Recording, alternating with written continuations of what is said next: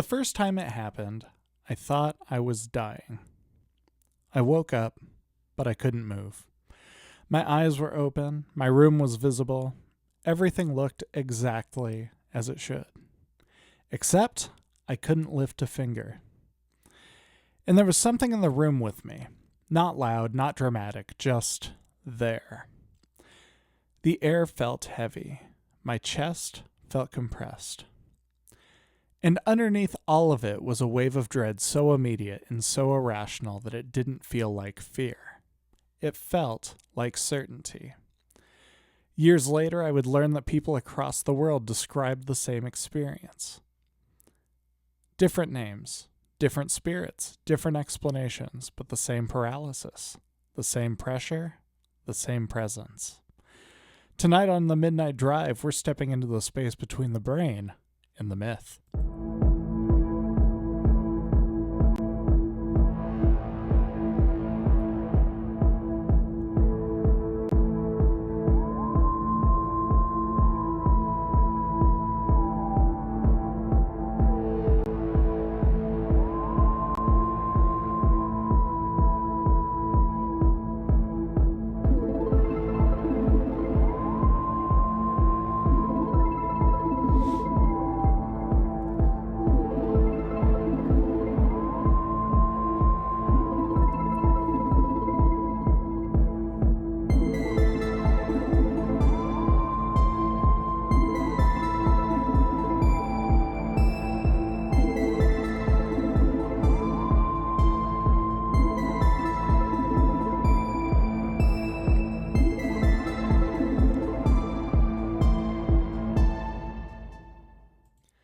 Now, before we talk about demons, before we talk about folklore, before we talk about theology, we need to talk about the experience itself, stripped of interpretation.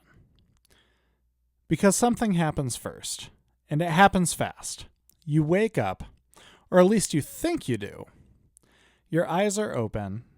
You can see your room, the ceiling, the doorway, the shape of the furniture in the dark. Your mind feels alert, but your body doesn't seem to respond. You try to move your arm. Nothing. You try to move your head. Nothing. You try to speak. Nothing. And then something else happens. Your breathing feels different. Not necessarily blocked, but wrong. Shallow, compressed, almost like there's a weight pressing down on your rib cage. And this is where the dread begins. Not panic, dread. It arrives fully formed. There's no reasoning, no narrative, yet. Just the unmistakable conviction that something is not right. For some people, that's where the experience ends. Immobility, pressure, dread, release.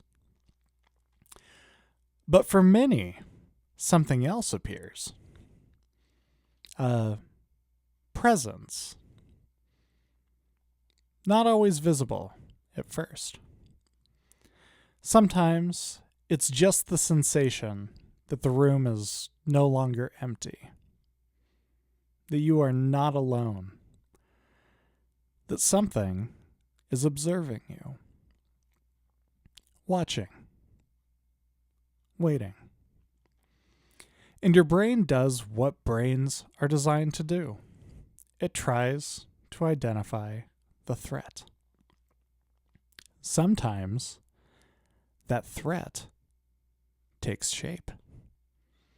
A shadow in the corner, a darker shape against the darkness, a silhouette near the door. In my case, the forms have varied. Once, in a dorm room, I saw what looked like my roommate sitting at his desk.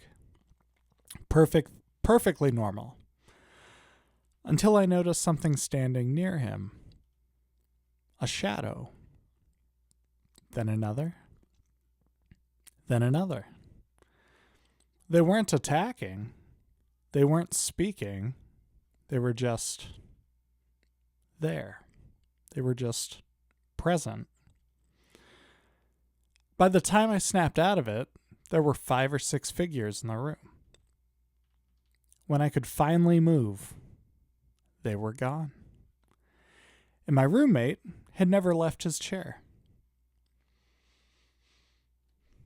Another time, as a teenager, I drifted into that half-awake state in my basement. Wood-paneled walls. Dim light.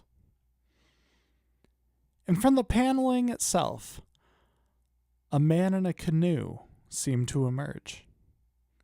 Just once. Never again. No glowing eyes, no threats. Just an intrusion into reality that felt completely real at the time. And every single time, beneath the imagery, beneath the strangeness, was the same constant. Dread. Immediate. Physical. Unmistakable. See, across cultures and centuries, when people describe what we now call sleep paralysis, they describe 5 core elements: immobility, pressure, presence, dread, and clarity. The last one is important. This isn't like a vague dream that dissolves by morning. People remember these events vividly.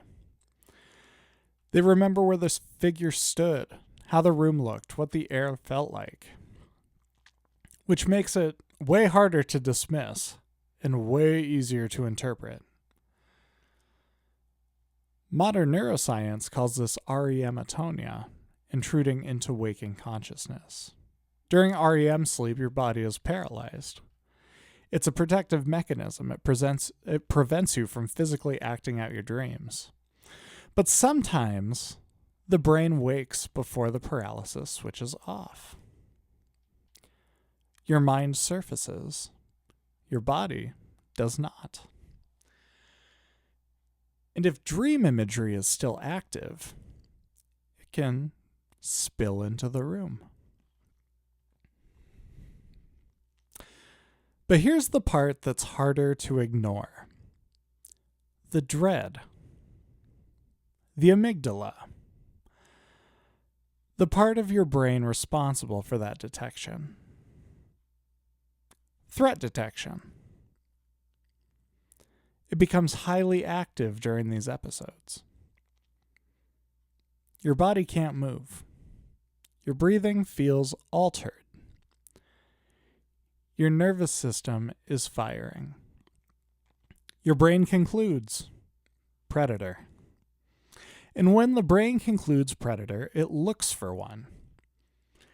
That search for agency is powerful. And often, it finds something. What's remarkable is not that people see figures during sleep paralysis. It's that what they see follows a pattern. And even more remarkable is that long before neuroscience described REM cycles or amygdala activation, people had already given that pattern a name. Not one name, many.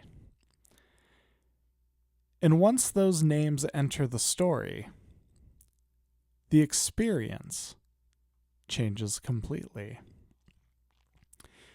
As we get into our next segment, we're going to be talking about the different names that have been given to sleep paralysis in other cultures and in other points in time. If you'd like to join the conversation or just leave us a comment, you can on our YouTube channel, wherever you're listening to the podcast. If you want to leave us a message, our number is 402-610-2836. And we're back. You're listening to The Midnight Drive. Now, if you describe what we just outlined, immobility, pressure, presence, dread, to someone in Newfoundland, they might not call it sleep paralysis. They might say you are hag-ridden. In Newfoundland folklore, the old hag leaves her body at night and sits on the chest of her victim. You wake. You cannot move. You feel crushing weight. You struggle to breathe. And you are told the hag visited you. In the Gullah traditions of the American South, the language is similar. Hag-ridden, a nightmare spirit. And even the word nightmare once meant something far more literal than it does today. When Samuel Johnson codified the English language, nightmare referred not just to a bad dream, but to a spirit called a mare. A mare, a being that pressed, crushed, rode. In Scandinavian folklore, the mare is a supernatural woman, sometimes cursed, sometimes damned. She travels at night and sits on the ribcage of sleepers. She rides them. She exhausts horses. She tangles hair into what were called mare locks. Even the word nightmare preserves her presence. Mare-ridden, mare tread, mare dream. Before modern psychology, before demonology as we know it, the language itself centered all around pressure, crushing, oppression.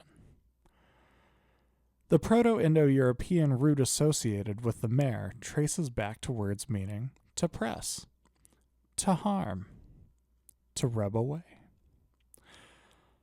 Long before theology layered meaning onto the event, the core description was all physical.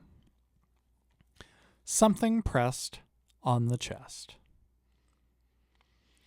In medieval Germany, the Alp carried the same structure. The word Alpdruck literally means elf pressure. A supernatural being sits astride the sleeper's chest until they wake in terror. The Alp overlaps with incubus traditions, male night spirits that oppress women in their sleep. But what's striking is not the sexual folklore that grew later. It's the physical language. Pressure, weight, riding, crushing. A 14th century prayer to be spoken at night explicitly names the Alp, the mare, the trute. It's a defensive incantation against nocturnal oppression, which means this was not rare. It was common enough to require liturgical protection. Travel to Brazil, and the figure shifts again. The Pisadeira, an old, gaunt woman with long fingers and unkempt hair. She waits on rooftops. She enters the bedrooms of those who have eaten too much. She sits on their chest. She suffocates them. And unlike the mare or the hag, the Pisadeira carries a moral undertone. She targets the arrogant, the careless, the overindulgent. Now, the paralysis is not random. It's deserved, which makes the world feel ordered again. If I behave properly, she won't visit. Random neurological terror suddenly becomes an ethical consequence. In Japan, the word is Kanashibari, bound in metal. Here, the explanation often becomes possession. Animal spirits, yokai, priests reciting sutras to drive out the intruder. Some legends describe being dragged from the futon toward a window or a river by an invisible force. Again, immobility, pressure, dread. But now framed as spiritual interference.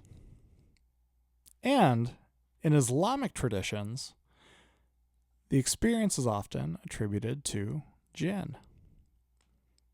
Not metaphorically, literally. Accounts describe being pushed down, smothered, pinned. The interpretation carries weight. You must purify. You must pray. You must not speak of it. Because fear itself can attract more. Now, I want you to notice what's happening. The geography changes. The theology changes. The moral system changes. But the structure does not. Immobility, presence, dread, pressure. We're still waiting for that clarity. We're still waiting for it. Out of all of them, the dread is the anchor. Every culture recognizes it. Every culture explains it a little bit differently. And then we arrive in the modern West. The Hat Man. A tall, shadowy figure. Often wearing a brimmed hat. Sometimes with glowing red eyes.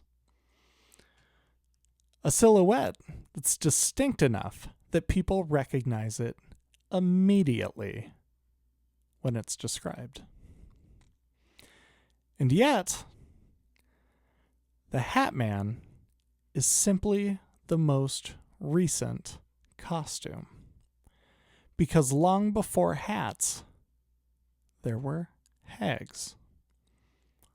Long before shadow figures, there were mares. Long before the online forums, there were incubi and succubi. The archetype evolves. The mechanism does not.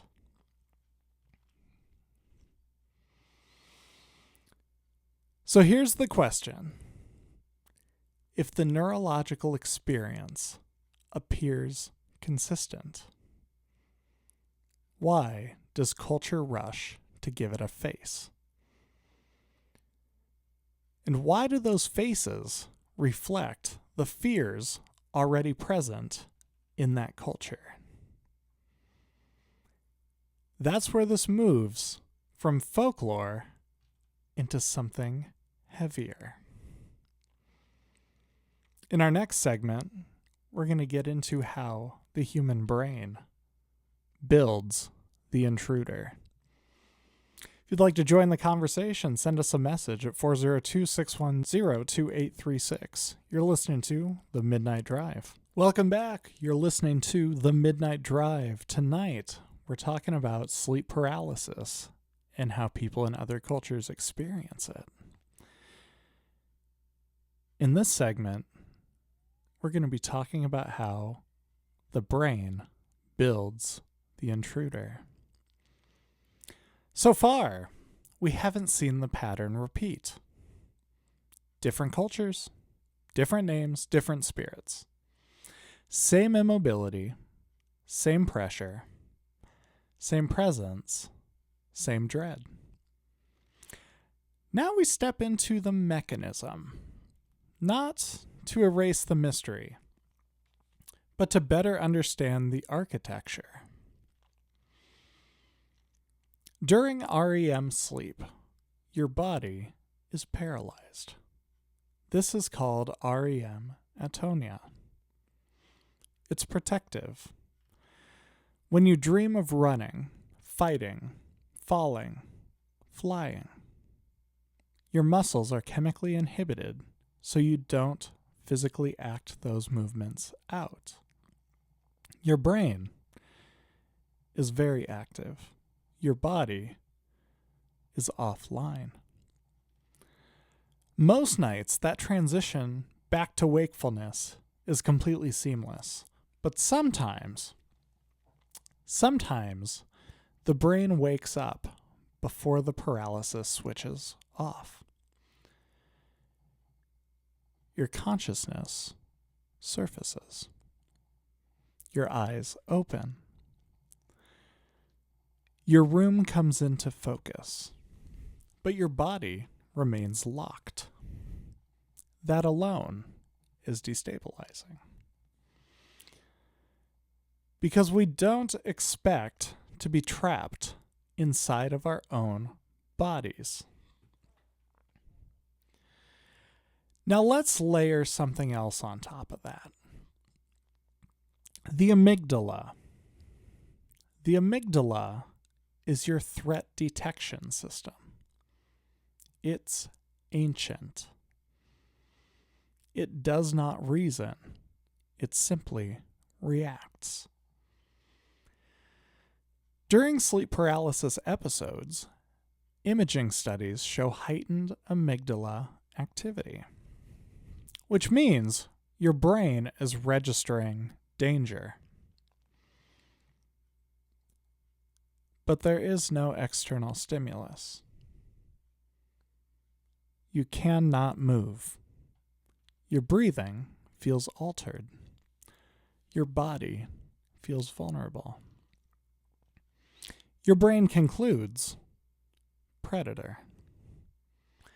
And when your brain concludes, predator, it looks for one. Researchers studying sleep paralysis have categorized hallucinations into 3 common clusters: the intruder, the incubus, and the vestibular motor experience. The intruder is the sense that someone is in the room. Footsteps, a shadow, a presence standing in the doorway. The incubus is the chest pressure, the suffocation, the sense of something sitting on you. The vestibular motor experience involves floating, out-of-body sensations, astral projection, the feeling of being pulled or dragged.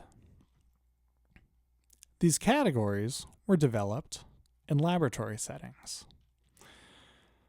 but they map almost perfectly onto the folklore that we just walked through. Mare, Alp, Old Hag, Pisadeira, Kanashibari, Jinn, Hatman, intruder, incubus, vestibular distortion. Now here's where it gets uncomfortable. The brain is extremely good at detecting agency. Better to assume a predator that isn't there than miss one that is. So when paralysis triggers vulnerability, and vulnerability triggers threat detection, and threat detection looks for agency, the brain can generate a figure, not randomly, but shaped by what the mind already knows. In medieval Europe, the figure may have been an incubus. In Islamic cultures, a Jinn. In Japan, a yokai or spirit. In modern Western culture, a shadow person wearing a hat. The brain provides the template. Culture supplies the costume. But what about the dread?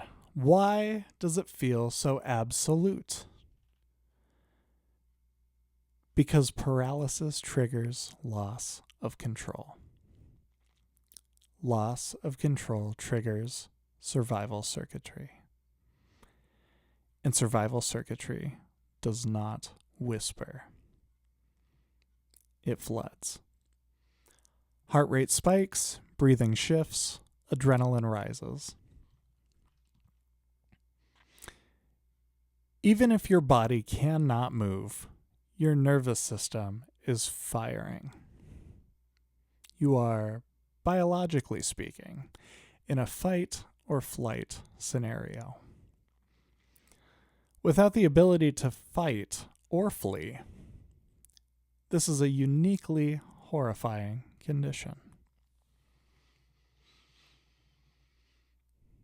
And then there's the part that people rarely talk about. It's the clarity afterward. Unlike a typical dream, sleep paralysis episodes are often remembered vividly because you were partially awake. Your hippocampus, responsible for memory formation, was active. So when you recall the event, it doesn't feel dreamlike at all. It feels completely real. And that distinction matters because vivid memory resists dismissal.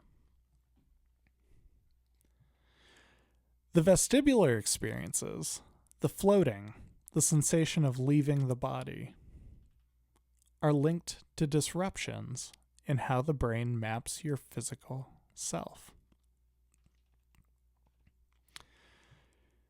Your body schema temporarily destabilizes. Your brain miscalculates your spatial position, which can produce extremely convincing out-of-body sensations. Some interpret that as astral projection. Others interpret all of its neurological misfiring. But the intensity of the experience is not in dispute. It feels real, because in that moment, your brain is constructing reality. And here's the deeper question. If the brain can generate a presence, a silhouette, a voice, a crushing weight, a sense of being watched, a certainty of threat, all without external stimulus, what does that say about how much of our waking realities depends on the same neutral architecture? Sleep paralysis may be an edge case, but it exposes something fundamental. The mind is not passively recording reality, it is actively constructing it.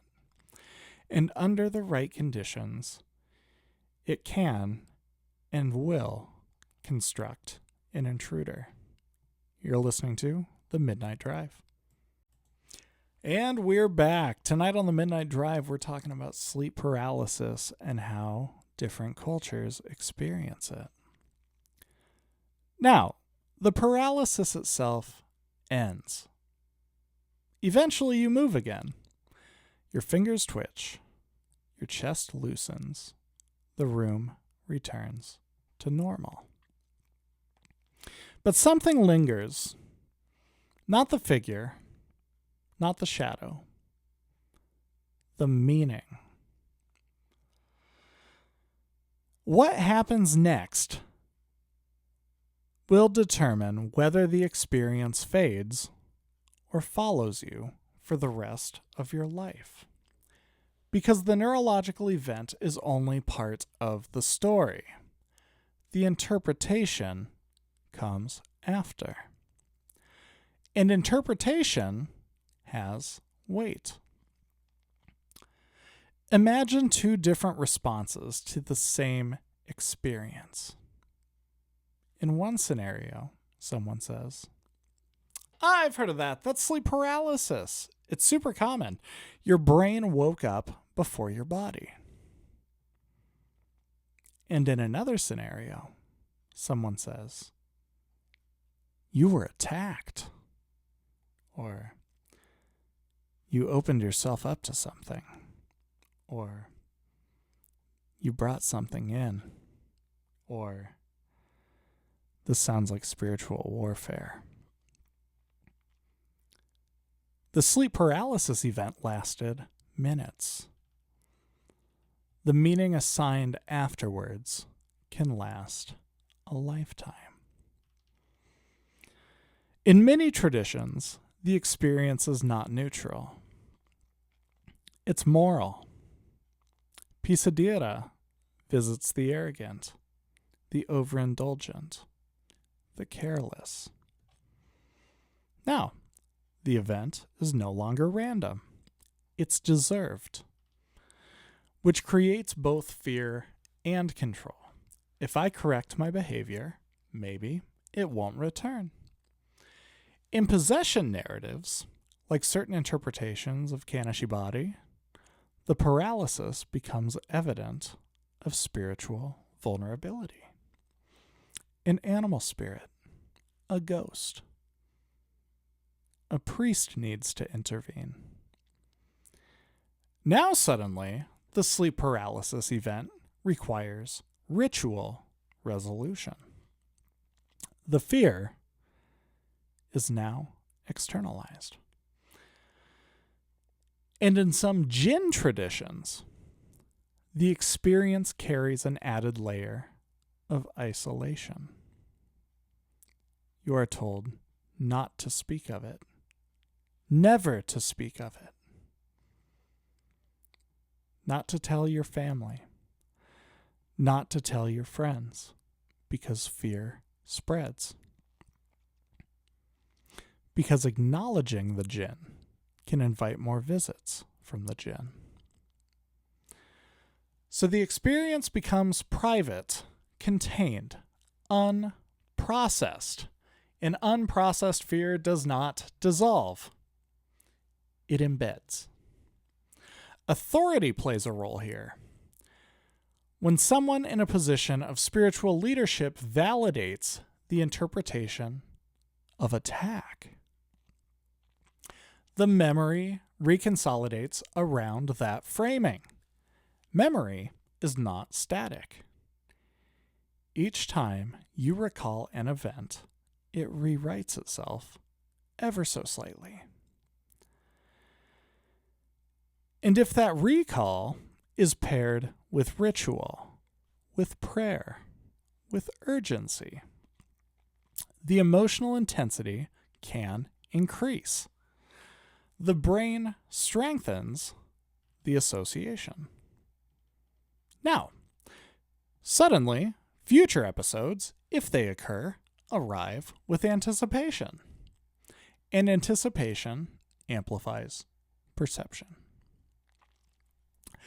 This is not an argument against belief. It's an observation about reinforcement. Humans are pattern-making creatures. We seek causality. Ambiguity is uncomfortable, so we assign narrative. And once narrative attaches to dread, it rarely detaches completely. Here's the part that unsettles me the most. Across continents, across religion, across centuries, the experience of sleep paralysis remains structurally identical. Immobility, pressure, dread, presence. And then we've got meaning. That meaning diverges wildly across cultures. Demon, elf, jinn, yokai, shadow, punishment, possession. The brain generates the template. Culture supplies the explanation. An explanation determines how long the fear lives. But fear, in and of itself, is momentary. But fear, with meaning, becomes identity. Now suddenly, I was attacked. I am vulnerable. I opened a door. I am being watched. And those are not temporary thoughts. Those are full-on narratives. And narrative shapes perception. So what are we left with? Not a simple answer. Not a clean conclusion. Sleep paralysis may be neurological.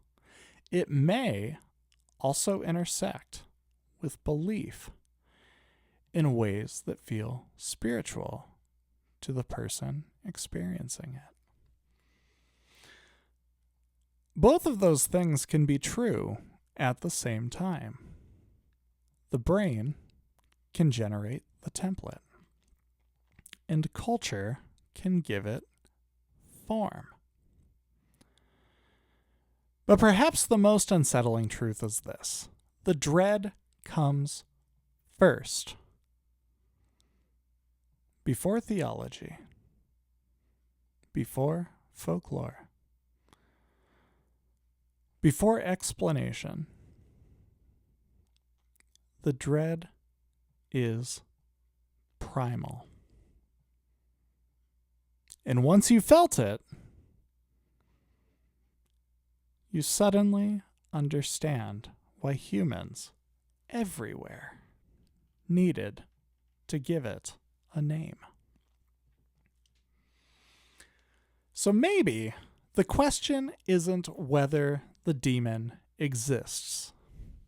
Maybe the question is why the human mind is capable of building one so convincingly. And what else it might be building every single day without us even realizing it.